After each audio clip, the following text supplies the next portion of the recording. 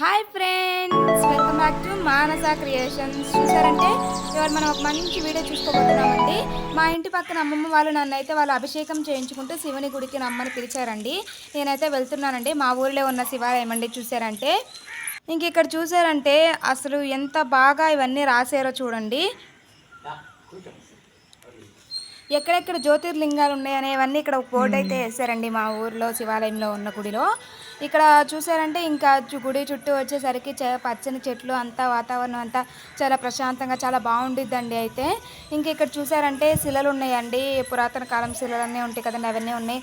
నాగార్పం ఉన్నారు చూడండి, ఎంత బాగా అలంకరణ చేశారో ఆమెకు బొట్లు పెట్టి. ఇంక ఇదంతా అయితే మా గుడి ప్రాంగణం అంతా అండి. ఇంకైతే చూడండి అండి, వీడియోలోకి వెళ్ళిపోదాం మనం. ఇంకా పూజారి గారు అభిషేకం ఎలా చేస్తున్నారు, మా గుడి అంతా ఎలా ఉంటుంది అనేది మీకు చూపిస్తాను చూడండి.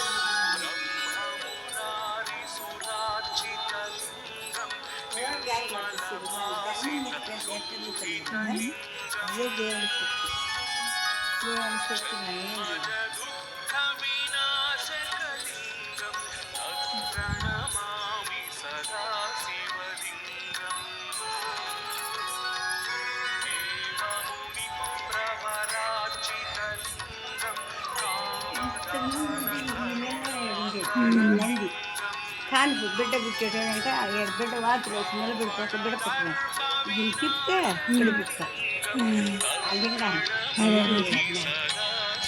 ఆ నందిని తిప్పితే పుట్టిద్దాం ఉండేదాన్ని.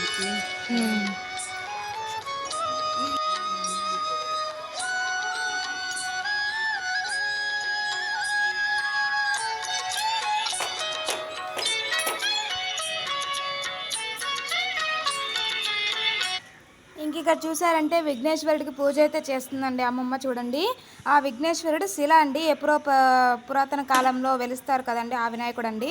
అక్కడ ఇంకా చూసారంటే 2 దీపాలు వెలిగించి నూగుల నూనె పోసి దీపాలు అయితే వెలిగిస్తున్నారండి. చూడండి, హారతి కూడా ఇచ్చింది అమ్మమ్మ. చాలా చక్కగా వినాయకుడికి అయితే మేము పూజారి వచ్చేలోపు బయటే వినాయకుడికి పూజ అయితే చేసేసుకున్నామండి. ఫస్ట్ విఘ్నేశ్వరుడే కదండి మనం ఏం చేయాలన్నా, అందుకే మొట్టమొదటిగా మేము కూడా వినాయకుడికి పూజ అయితే చేసుకున్నామండి. చూడండి,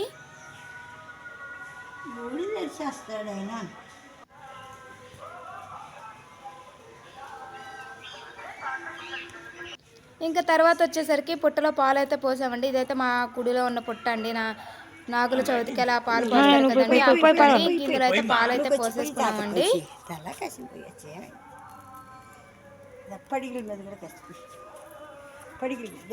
పాలు పోసేసి దీపం కూడా వెలిగించేసి పాలు పోసేసామండి. చూడండి,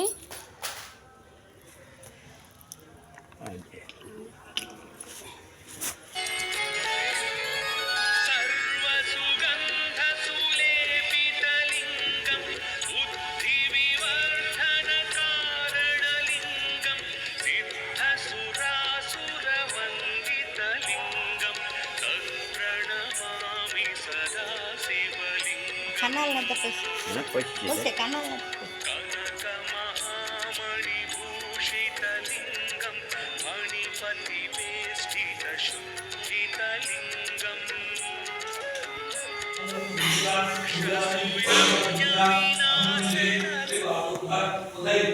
ఇంక ఇక్కడ చూసుకున్నారంటే శివునికి అభిషేకం అయితే జరుగుతుందండి. చూడండి, అభిషేకం అంటే ఫస్ట్ వాళ్ళు శివుడికి స్నానం చేపించి మిగతా అన్ని వేసి అభిషేకం చేస్తారు కదండి, చూస్తూ ఉండండి.